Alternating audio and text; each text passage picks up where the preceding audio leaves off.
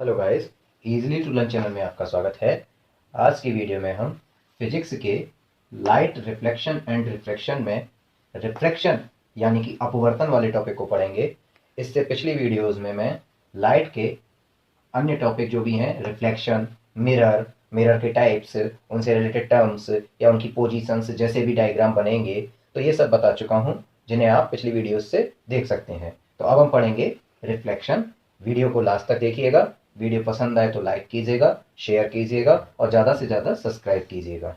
चलिए तो देखें, रिफ्रैक्शन अपवर्तन क्या होता है। तो देखिए, यहाँ मैंने आपके सामने दो डायग्राम बनाए हुए हैं। तो ये आपकी एक्सिस है,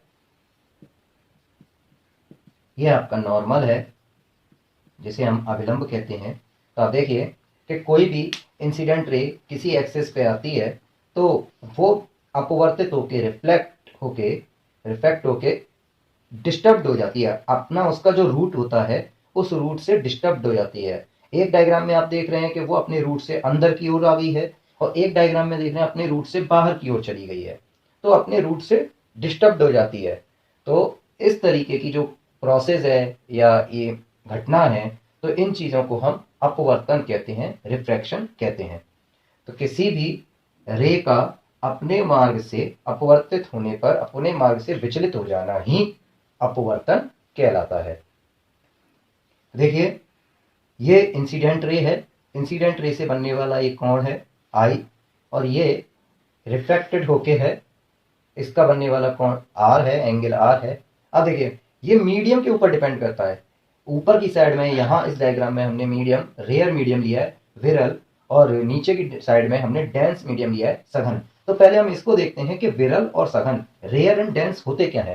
तो देखिए आप, डेंस का मतलब है सघन, मीन्स मॉलिक्यूल्स पास पास होंगे, और रेयर का मतलब है विरल, मीन्स मॉलिक्यूल्स दूर दूर होंगे। तो जैसे अगर कोई रे हमारी एयर से ग्लास में आती है, तो जो आपकी एयर है वो विरल माध्यम हो गया, रेयर माध्यम हो गया, क्योंकि उसमें मॉलिक्यूल्स दूर दूर हैं। और ग्लास जो है वो आपका डेंस हो गया।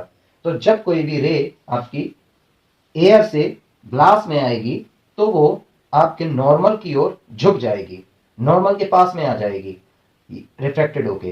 तो ये आपका इस मीडियम में हो गया। अब इसी को अगर यहां देखें हम दूसरे डायग्राम में, तो आप देखिए इंसिडेंट रे डेंस से रेयर में गई है। अब या इसका अपोजिट ले लो आप, कि ग्लास से एयर में गई है। तो ग्लास में मॉलिक्यूल्स पास पास थे, तो वहां से रेयर में गई।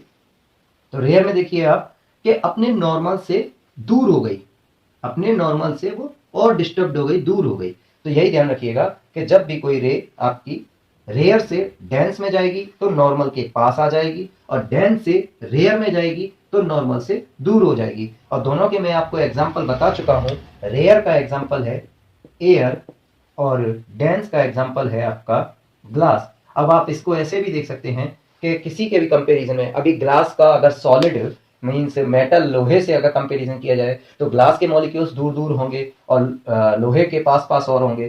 तो ग्लास के कंपैरिजन में आपका लोहा है वो डेंस हो जाएगा और ग्लास आपका रेयर हो जाएगा। तो दो का कंपैरिजन होता है, तो इसलिए ध्यान से देखिएगा। अब हम आपको रिफ्रैक्शन के रूल्स बताएंगे। देखिए अपना नेक्स्ट टॉपिक, रिफ्रैक्शंस रूल, अपवर्तन के नियम। तो देखिए इसका पहला रूल है आपका, फर्स्ट रूल है आपका, कि इंसिडेंट रे, नॉर्मल और रिफ्रैक्टेड रे जो होती हैं वो तीनों एक ही एक्सिस पर हैं, एक ही प्लेन में हैं।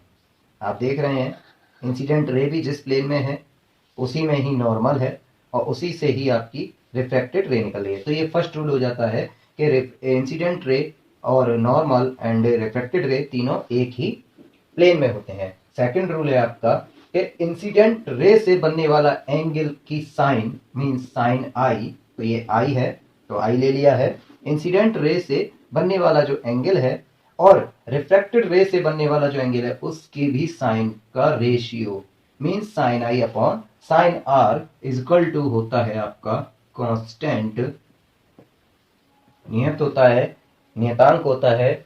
इसे ही हम अपवर्तनांक कहते हैं। तो ये फर्स्ट मीडियम है और ये सेकंड मीडियम है। तो यहाँ पर sine I upon sine R equal to, we can say that 1 and 2, इसको हम कहते हैं के पहले माध्यम के सापेक्ष दूसरे का अपवर्तनांक, ये हम कहते हैं। और इसी sine I upon sine R को ही हम स्नेल का नियम भी कहते हैं, स्नेल रूल भी कहते हैं, इसको स्नेल रूल के नाम से भी हम जानते हैं। तो यही आपका स्नेल का नियम है। तो यहां होता है 1n2 का है मीन्स फर्स्ट मीडियम के सापेक्ष दूसरे मीडियम का अपवर्तनांक। तो इस तरीके से आपका अपवर्तनांक निकाला जाएगा, मीन्स रिफ्रैक्शन पॉइंट निकाला जाएगा। तो इस तरीके से ये रिफ्रैक्शन के दो रूल्स हैं।